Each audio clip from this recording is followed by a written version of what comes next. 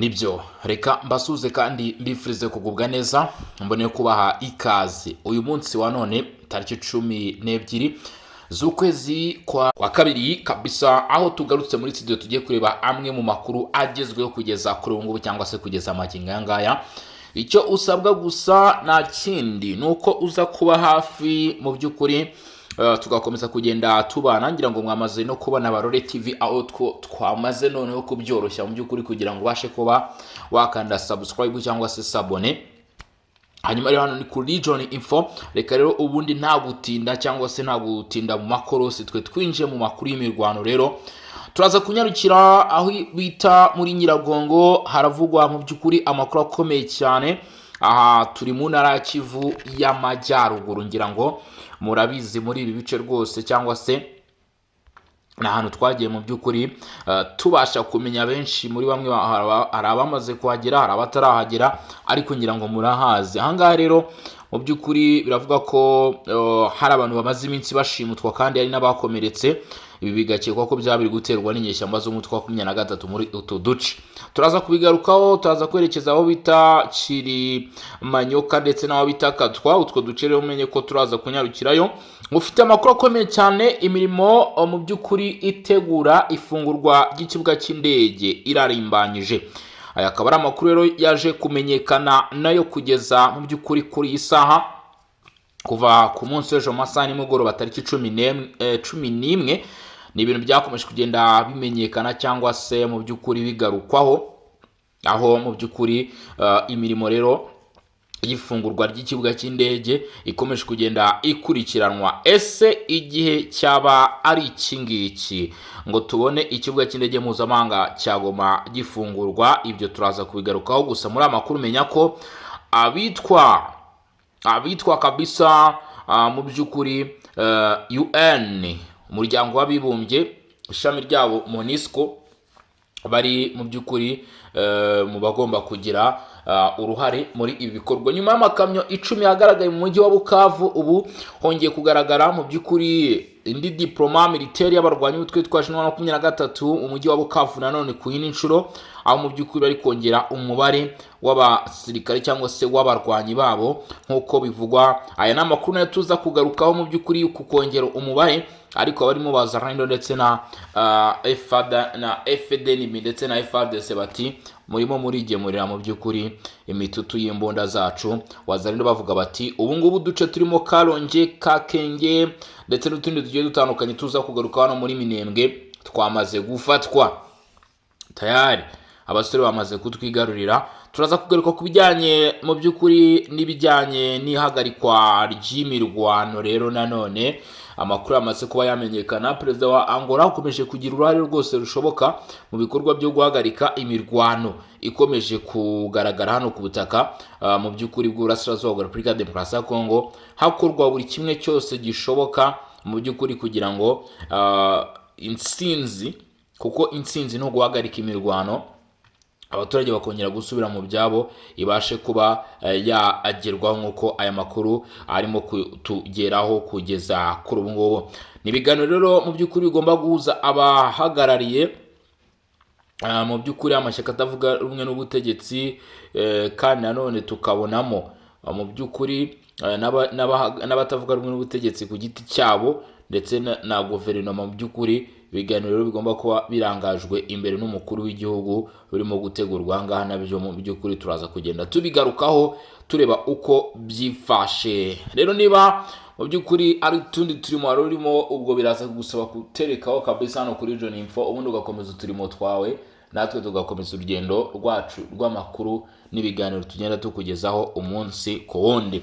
Reka nta gutinda twanzike twimata turatudondosha hamwe n'umutaramu Bosco. Ubundi mu by'ukuri reka duhere kuri amakuru ari kuvugwa mu mujyi wa Goma. Ari kuvugwa mu mujyi wa Goma, iri fungurwa ry'ikibuga cy'indege mpuzamahanga, turebe uko byifashe. Ibindi biraza kugenda nyine biza nyuma, izindi nyigo turaza kugenda tuzigarukaho. Hagati aho ngaho abataramukazi, abarwanyi bavandimwe muri mu Burundi, Uganda, Repubulika ya Demokarasi ya Kongo n'andi bice bigiye bitandukanye, nimwibagirwe kugenda mu by'ukuri mutaduteye yambo, kuko natwe tuba turimo tugenda tubatera yambo kabisa abari Goma ndetse n'andi mu duce tugiye dutandukanye. Abakunzi ba Bosco namwe mwese n'abakunzi b'amakuru namwe bateye yambo. Reka dukomeze rero n'amakuru mu by'ukuri duhereye mu mujyi wa Goma ku kibuga cy'indege mpuzamahanga cya Goma. Nibyo uko natangiye bikubwira rero, ikibuga cy'indege mpuzamahanga cya Goma gishobora kuba kigiye gufungurwa muri umujyi wa Goma ku wa gatatu tariki 11 Gashyantare cyangwa se z'ukwezi kwa kabiri, nibwo hatangiye imirimo yo gusana ndetse no gutunganya igice cy'ikibuga cy'indege mpuzamahanga cya Goma giherereye mu ntara Kivu y'Amajyaruguru.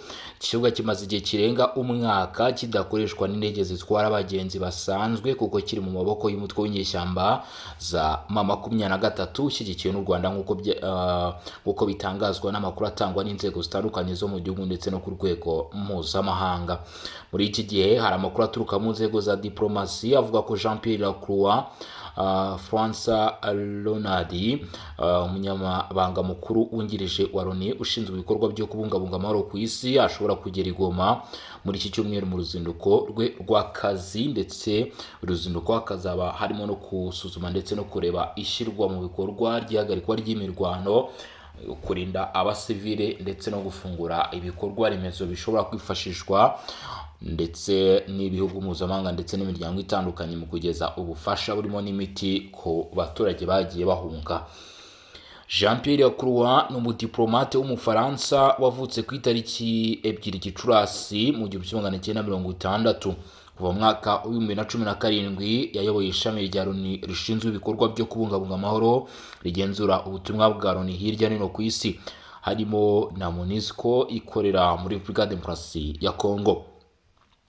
Muri ruzinduko aheruka kugira muri Repubulika Demokarasi ya Kongo cyane cyane Ibeni hagati ya Gashyantare na Werurwe 2025, yibanze ku gusuzuma uko umutekano wifashe mu burasirazuba bw'igihugu, kurengera abasivili ndetse no gushyigikira ibikorwa bigamije kugarura amahoro, akorana n'ubuyobozi bwa Kongo hamwe na MONUSCO. Uru ruzinduko rushoboka ruje mu gihe ikibazo kikorwa ndetse n'igenzura ry'ikibuga cy'indege cya Goma gikomeje kuba ingingo ikomeye mu makimbirane hagati ya leta ya Kongo n'umutwe wa M23. Ibi bikaba bikomeje kongera ibibazo by'umutekano n'ubutabazi mu ntara ya Kivu y'Amajyaruguru.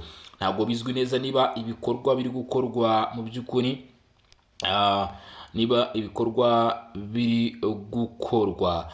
mu by'ukuri ari ibikorwa bya nyirarureshwa kugira ngo izi nyeshyamba zibashe kwigaragariza uyu Jean-Pierre Lacroix, cyangwa se kandi nanone niba byaba biri gukorwa nanone n'ubundi mu buryo bwa nyabwo bugamije kugera ku gisubizo kirambye kuri aya makimbirane ari kuba muri Repubulika Demokarasi ya Kongo mu rwego rwo gufasha abaturage. Ibi rero bikaba bitegerejwe kumenyekana nyuma y'uru ruzinduko uyu mugabo agomba kugira hano muri uyu mujyi wa Goma nk'uko biteganyijwe. Mu mujyi wa Goma hatangiye imirimo yo gutunganya igice cy'ikibuga cy'indege kimaze igihe kirenga umwaka kidakora kubera ko kiri mu maboko y'umutwe wa M23. Ibi rero kuba bigiye gukorwa Jean-Pierre Lacroix agiye kwinjira hano, uruzinduko rushobora kuba rugamije kureba uko umutekano wifashe mu burasirazuba bwa Kongo. Ya 23 ikaba ifite amakuru kuganira ku kurengera abasivili ndetse no kugushaka uko ibikorwa bya MONUSCO byakomeza. Kuba ikibuga cy'indege cya Goma kiri mu maboko ya M23 ni ikibazo gikomeye mu by'ukuri gikomera abaturage cyane mu ntambara kubera muri utu duce, kandi mu by'ukuri kigira ingaruka zikomeye cyane ku bijyanye n'umutekano by'umwihariko n'ibikorwa by'ubutabazi cyangwa se umutekano w'ibikorwa by'ubutabazi. Hagatekerezwa rero mu by'ukuri ko zaba ari zimwe mu mpamvu M23 nk'umutwe ushaka amanota mpuzamahanga ushyira imbaraga mu ifungurwa ry'iki kibuga cy'indege mpuzamahanga mu by'ukuri cya Goma. Hategerejwe rero igisubizo mu by'ukuri kigomba gutangwa ku bizaba byabashe kumenyekana. Ubwo rero imirimo yo mu by'ukuri yo gusana ndetse no kongera kugenzura nyine ikibuga cy'indege yaje gukorwa n'abarwanya umutwe twaje 23.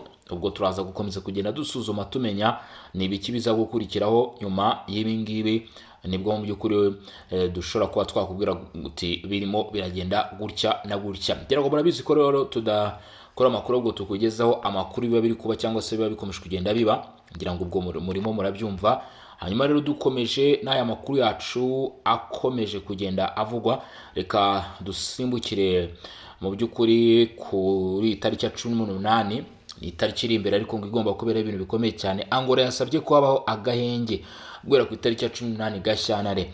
Igihugu cya Angola cyasabye ko hashyirwaho agahenge hagati ya guverinoma ya Repubulika ya Demokarasi ya Kongo ndetse n'umutwe witwaje intwaro wa 23, kakazatangira gukurikizwa ku itariki 18 Gashyantare saa 6 z'amanywa. Ibi byatangajwe kuwa kabiri n'ibiro bya perezida wa Angola. Iki kivuzo cyatanzwe nyuma y'inama yabereye i Rwanda kuwa mbere yahuje perezida wa Angola Joao Lourenço, perezida wa Repubulika ya Demokarasi ya Kongo Felix Tshisekedi, perezida wa Togo Faure Gnassingbe usanzwe ari umuhuza w'umuryango wa Afurika yunze ubumwe, ndetse n'uwahoze ari perezida wa Nigeria Olusegun Obasanjo, umwe mu bashyizweho n'umuryango wa Afurika yunze ubumwe nk'abafasha mu gushakira Repubulika ya Demokarasi ya Kongo amahoro. Vuga ko iki cyifuzo cyatanzwe nyuma y'inama yabereye i Rwanda, harimo abakuru b'ibihugu bombi. Mu by'ukuri bishobora kuba byejejwe ku gutanga umusaruro ndetse no kugushyira igitutu ku ifungurwa ry'ikibuga cy'indege mpuzamahanga cya Goma twakomeje kugenda dutangaza, nk'uko byatangajwe mu itangazo ryasutse ku itariki 18 Gashyantare.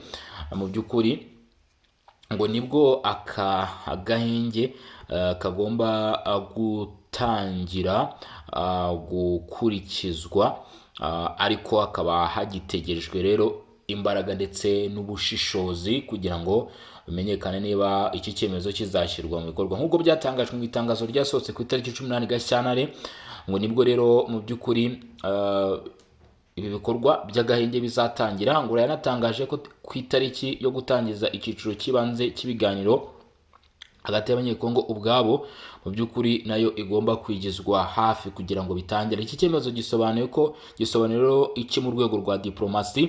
Iki ni ikivuzo kigaragaza ko Angola ikomeje kugira uruhare rukomeye nk'umuhuza mu kibazo cy'umutekano muke mu burasirazuba bwa Repubulika ya Demokarasi ya Kongo. Joao Lourenço asanzwe ayoboye inzira ya Rwanda, bityo gusaba agahenge n'intambwe igamije kugabanya imirwano ikomeje gutera impunzi n'ikorwa ry'ibyaha byibasira abasivile, gutegura inzira y'ibiganiro bya politiki hagati y'abanyekongo ubwabo.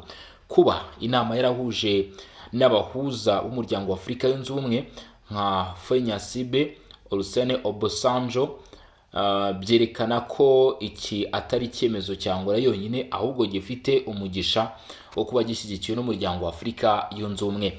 Hari impamvu rero agahenge kashyizweho ushingiye ku kwemera ku mugaragaro kuba byasobanuye ko agahenge kazatangira gusa ari uko impande zombi zibanje kubyemera ku mugaragaro. Ni ingingo ikomeye kuko birinda ko habaho ukutumvikana ku itariki n'amabwiriza, biba buri ruhande umwanya wo kubanza kugisha inama inzego zarwo za gisirikare ndetse n'iza politiki, ariko nanone bishobora gutinza cyangwa gutuma bidashyirwa mu bikorwa mu gihe hari impande zitabyumva neza cyangwa se zitabyumva kimwe.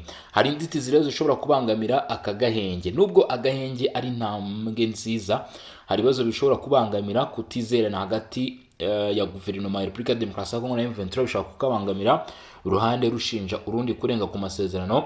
Ibi byanagiye bigaragara cyane ikibazo cy'uruhare rw'ibihugu byo mu karere, cyane cyane ibirirwa kugira uruhare mu ntambara. Hari imirwano iba iri ku rugamba ishobora gukomeza mu gihe hatarashyirwaho uburyo bwo kugenzura ndetse no gukurikirana impande zombi uburyo zubahiriza agahenge ndetse n'uburyo zigira uruhare muri ibyo bice byaberagamo imirwano. Icyo ibiganiro bya Rwanda bishobora kugeraho rero, niba agahenge gashyizwe mu bikorwa, bizagenda bite? Bishobora gutuma ibiganiro bya politiki bitangira mu mwuka woroshye, hagashyirwaho gahunda yo gusenya imitwe yitwaje intwaro no gusubiza mu buzima busanzwe abarwanyi, ndetse no kuganira ku bibazo byimbitse birimo uburenganzira, ubuyobozi bw'intara n'umutekano w'abaturage. Ariko niba nta bwumvikane bubonetse ku by'ibanze, ibiganiro bishobora kuguma mu rwego rw'amagambo gusa. Icyerekezo gishoboka niba impande zombi zemeye ku mugaragaro kandi ko habaho igenzura rikomeye nk'uruhare rw'umuryango wa Afurika yunze ubumwe ndetse na SADC, wenda agahenge gashobora kuba intambwe iganisha ku mahoro arambye.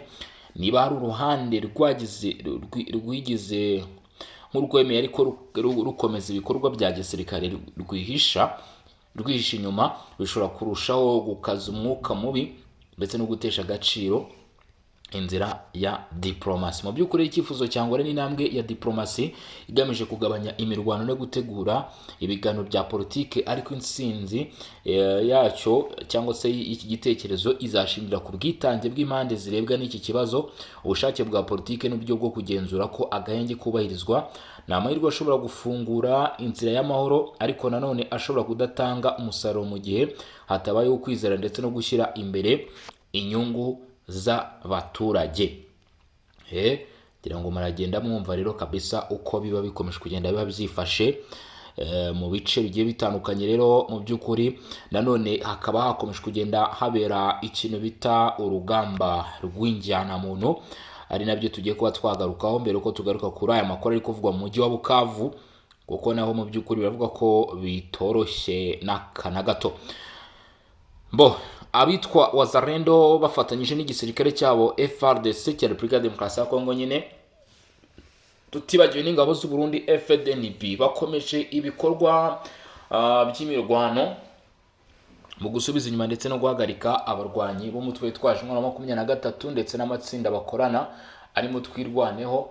Amatsinda bakorana si Twirwaneho gusa yonyine, harimo Gumino, Cesare Ditabano ndetse n'indi mitwe igiye itandukanye. Ibi byatumye iyi mirwano rero ikomeje kugenda yumvikana, irimo iragenda ituma abarwanyi basorwa mu bice bimwe na bimwe. Nk'ubu ngubu amakuru avuga ko kugeza kuri ngo FARDC Wazalendo VDP bamaze kwigarura imidugudu ikurikira: Karonge, aho bita Kakenge, Vitsumvi ndetse n'aho bita Karingi, hafi ya centre ya Minembwe, niho utu duce duherereye cyangwa se zi village no ziherereye kabisa. Izi village zari zimaze iminsi ziri mu maboko cyangwa se zifitwe mu by'ukuri nabo mu mutwe wa 23 nyine niyo mitwe twavuze haraguru. Abangaba rero baje kugabwaho ibitero karundura karabutaka bikomeye cyane, ibyo bitandimbura.